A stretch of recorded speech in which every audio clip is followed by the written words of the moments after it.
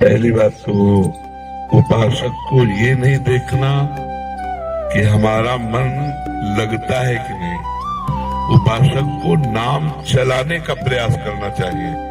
पहला प्रयास नाम चलाना है। दूसरा, हमारा जो मन नाम जप के समय बहुत भूत भविष्य की बातें सोचता है, व्यर्थ की बातें सोचता है, पाप की बातें सोचता है, उनका कोई भी प्रभाव मन पर नहीं पड़ेगा, वो सब डिलीट हो जाएंगे, क्योंकि नाम चल रहा है। और बहुत जन्मों के संस्कार हमारे नाम में भरे पड़े हैं। जैसे जैसे हम नाम जप करते हो, अपने संस्कार भागवतिक डालता है मन पे, और मन के जागतिक संस्कारों को बाहर करता है। और उपासक उस प्रक्रिया को समझ नहीं पाता, और वो विचलित होकर सोचता है कि जब मैं नाम जप करता हूँ तो मन नाम में न लग करके संसार में जाता है। तो पहली बात तो आप निश्चिंत रहिए, आपका नाम जप करने से ही काम बन जाएगा। मन भले संसार में जाए, मन भले इधर उधर का चिंतन करे, उसे कोई फर्क नहीं पड़ता। जैसे अग्नि में दाहिका शक्ति है, तो आप भाव से छुओ या अनजान उसको या कोई जान के जैसे भी छुओगे, उसमें दाहिका शक्ति अपना काम तुरंत करेगी, आपको जला देगी, स्पर्श करते ही जला देगी। जैसे अमृत में मारण शक्ति का नाश करने वाली शक्ति विराजमान है, आप जो ही अमृत पिएंगे आप मृत्यु से बच जाएंगे। जैसे विष, उसमें मारण शक्ति विराजमान है, आप जो ही पिएंगे आप मर जाएंगे, क्योंकि उसका प्रभाव है।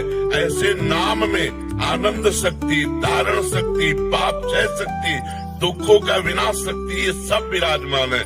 आपकी जिह्वा से नाम छुआ कि आपका परम मंगल होगा। इसीलिए गोस्वामी जी ने लिखा है, भाव कुभाव अनख आलसहु, नाम जपत मंगल दिश दसहु। भाव से या कुभाव से, अनख से या आलस्य से जैसे भी नाम जप किया जाए, वो हमारे सारे पापों का नाश करके, चाहे जहां हम देश विदेश कहीं भी दसों दिशाओं में हो, हमारा मंगल हो जाएगा। इसलिए हमें प्रधानता रखनी है नाम जप की, न कि मन लगने की, क्योंकि नाम जप के प्रभाव से ही चंचल मन स्वयं वशीभूत हो जाएगा। हमारे रसिक महापुरुष श्री ध्रुवदास जी से पूछा गया कि मन बड़ा चंचल है, कहीं भगवान में लगता नहीं है, तो इसका क्या उपाय है कि मन को लगा दिया जाए? तो उनका मन तो चंचल सबनते, या को कौन उपाय? तो बोले साधन को हरि भजन है, कै सत्संग सहाय।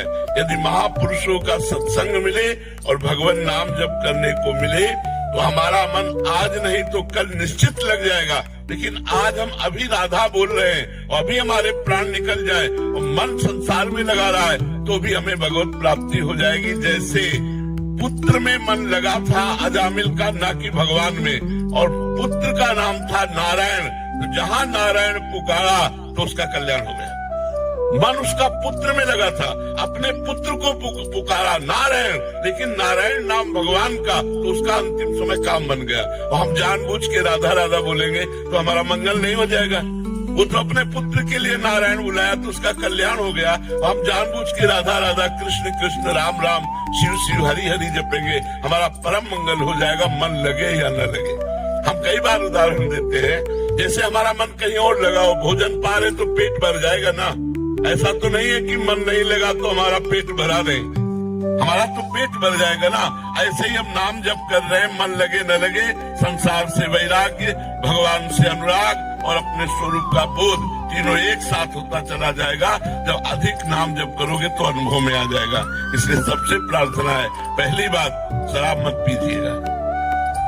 अगर इतने लोगों में से कोई भी शराब पीता हो तो आज वृंदावन की पावन भूमि में रज में बैठे हो, शपथ खा लो कि शराब नहीं पिएंगे। वो तुम्हारी बुद्धि को भ्रष्ट करता है, तुम्हारा पैसा व्यर्थ जाता है और तुम्हारे शरीर के अंगों का नाश करता है। कितने लोग शराब पीते हैं? इतने में हाथ उठाओ। बहुत कम लोग। धन्यवाद। हम तो पहला धन्यवाद देते हैं जो नहीं पीते हैं, और दूसरा धन्यवाद देते हैं जो पीते हैं, वो हाथ से छोड़ देंगे। पक्का छोड़ दोगे? छोड़ दोगे? पहली बात, शराब नहीं पीना। दूसरी बात, राजकीय, राष्ट्रीय और व्यापारिक, इन उद्देश्यों में जो देश विदेश जाते आते हैं, या जो हमारे देश के संरक्षक हैं, उनको मांस भी परोसा जाता है। कोशिश कीजिए, हम ना की कसम नहीं खा रहे, कोशिश कीजिए कि आपका आहार मांस शून्य हो।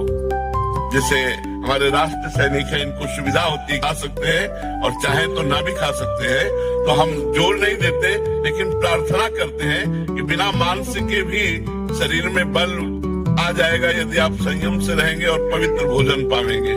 किसी जीव का मांस ना खाइए, क्योंकि ये पाप आपके शरीर को अभी नहीं तो आगे चलकर, और इस जन्म में नहीं तो अगले जन्म में बहुत दुख भोगना पड़ेगा जो दूसरे शरीरों का मांस खाते हैं।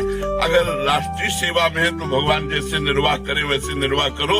अगर बच सकते हो तो मांस खाने से बचो।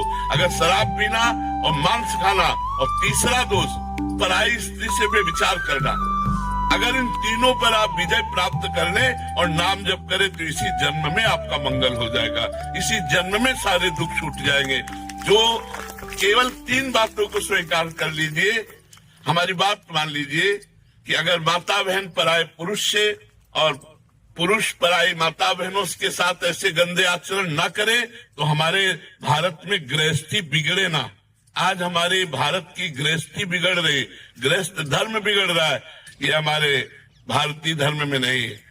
प्राणपन से पत्नी को अर्धांगिनी माना गया और पति को प्राणेश्वर माना गया। जहाँ हमारे धर्म में ये बात है, वो ये बातें, गंदी बातें ऐसे संशय पैदा करे जो पराय पुरुष पराय स्त्री। तो ये 3 बातें आप स्वीकार कर लीजिए तो आपका जीवन धन्य हो जाएगा। किसी से आशीर्वाद मांगने की जरूरत नहीं है।